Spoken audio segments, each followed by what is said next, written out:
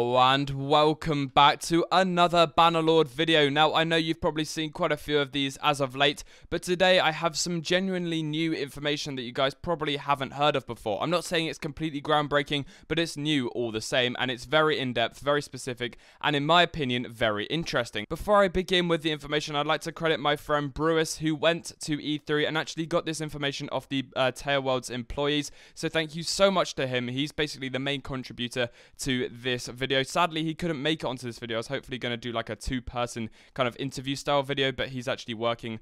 He's in the US Army. So thank you so much to him, and we're going to get on with a new Bannerlord information.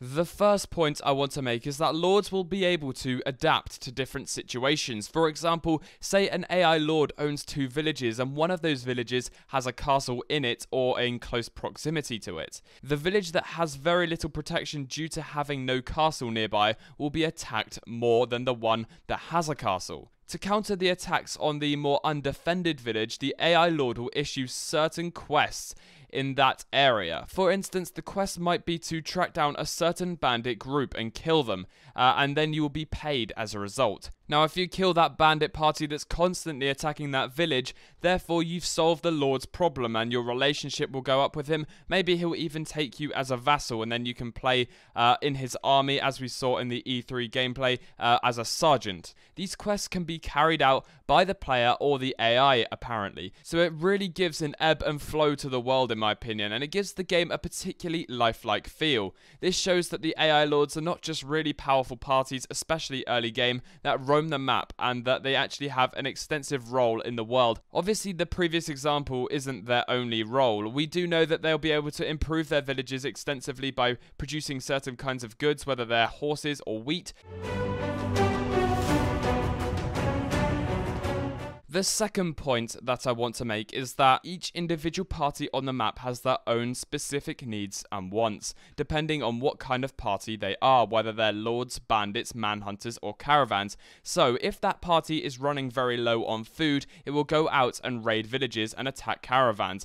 This is particularly applicable to maybe lords who are attacking enemy factions, villages, and caravans, but it can also be applicable to any type of bandits and any other kind of hostile unit that we're going to see in Bannerlord. Maybe there's a few more aside from just bandits and looters. So they are going to be attacking these caravans and getting food and equipment. Otherwise, their soldiers are going to lose morale as they cannot be fed, and these soldiers will actually start abandoning the party if they don't have a high enough morale. So it's very vital for AI lords and AI parties to actually maintain that food supply so their morale stays very high. So if an AI lord doesn't have enough gold, the soldiers aren't getting paid and they will abandon his party. So I'm basically trying to say that each party is like another player, but AI.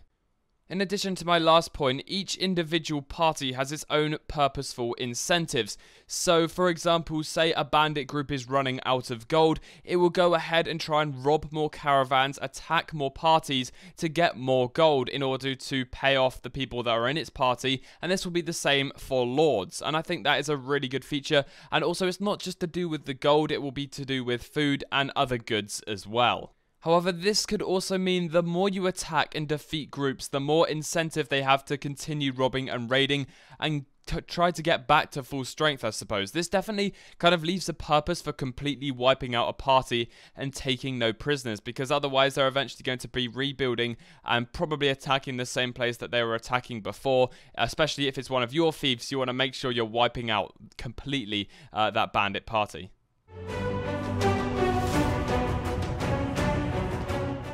This is probably one of the most impressive things about Bannerlord, not in terms of gameplay, but just in terms of realness and how lifelike the game is going to be and how the world works. So we know that economy and welfare of villages affects the village's atmosphere and condition, etc. when you visit it. You can clearly see it when you walk into a village. There's just been, I don't know, under attack. You can see the buildings are kind of ruined, or maybe the people are just there's not many people around. There's going to be some form of effect. We're not exactly sure what those effects are going to be. Well, aside from this effect that we do know, because I'm about to tell you about it. So in more detail, the villagers will make kind of like a meeting spot. Well, that's what the game devs actually put in. There's like a meeting spot which will be in front of stalls, maybe selling meat or weapons or something like that. And 2 or more NPCs will go to that location, and their conversation will reflect what is going on in the world at that time. So say the village is in a bad way because it's been under attack a lot by an enemy faction.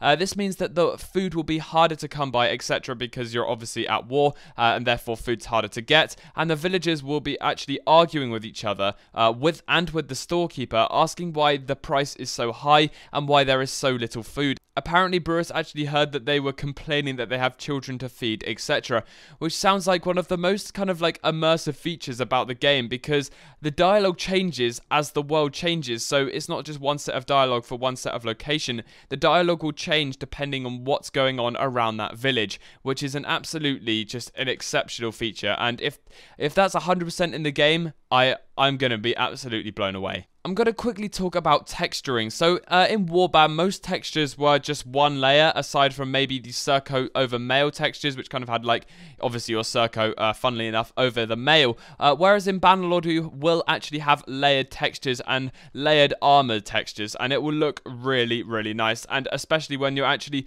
walking around, you can probably see the individual bits of your armor moving, especially if you've got a plume on your helmet or something like that. So the final point I want to make, and it's the final point because all the other points that I have are kind of to do with combat and battles and sieges, etc. There's some really nice features that I'm going to explain in another video to do with that. I like to separate out the topics just a little bit. There's a really nice thing I'm going to talk about to do with the battle size. It's a lot bigger than you can imagine, and it's going to be a lot easier to run with a lot of units than you can imagine as well. And I'll explain why in my next video, so stay tuned for that. So the last point I want to make is just how impressive Tailworlds were at E3 according to Brewis. Now, they may not have showed off the greatest gameplay in the world, and the reason for this is because they didn't particularly want to go to E3 according to Brewis. And that's because they simply wanted to be back in Turkey working on Bannerlord, working really hard to get the game out to us as soon as possible. Some people are kind of forgetting just how hard these people are working. They have got a new community manager, which is really good. Hopefully he can convey some more information. Having just Frank as the face of Tailworlds is kind of difficult for him, I can imagine, but it's definitely good to have another community manager. I'd also like to say I have all the faith in the world for Tailworlds. I know they're going to deliver an absolutely amazing game. Otherwise, they wouldn't have worked on it for this long. And I know some other games have gone down this route, like No Man's Sky, etc. I know people are calling like Bannerlord the new No Man's Sky. You're going to be very wrong, and you're going to see just how good this game is. Bruce assured me that the game was going to be good, and he had so much fun just playing that little kind of custom battle. So I'm really, really looking forward to its release, as so many of you are. But we're just going to have to wait. One of the main reasons why I'm looking forward to Bannerlord's release so much is because I won't have to rely on this news and getting like a video up on just this news, because lots of other videos go up at the same time that just talk about the same thing, and it's quite hard to vary content with other YouTubers. I think you know what I'm trying to say here. But I've been accused a lot for like copying and stuff, but it's because all the news is the same. Like, how can I convey something different if news is the same? So when Bannerlord is released, I'll actually be able to make my own very unique videos that don't rely on one source of information, which is going to be so good. And that's why I just really want it to come out, like, now. Anyway, that will wrap it up for today's video. Thank you so much for watching. If you haven't already, go ahead and check out my previous video. It's called Make Mountain Blade Funny Again, because I think it's one of the first like funny moments videos I've seen in a while for Mountain Blade. And I had a really good time making it. It just didn't get much attention, so go ahead and watch that if you haven't already. Anyway, guys, thank you so much for watching yet again. I'd like to say a massive thank you to Sparky, who donated over on Patreon, which is really nice of him. And yeah, so thank you so much for watching, and I will see you in the next battle. England is my city.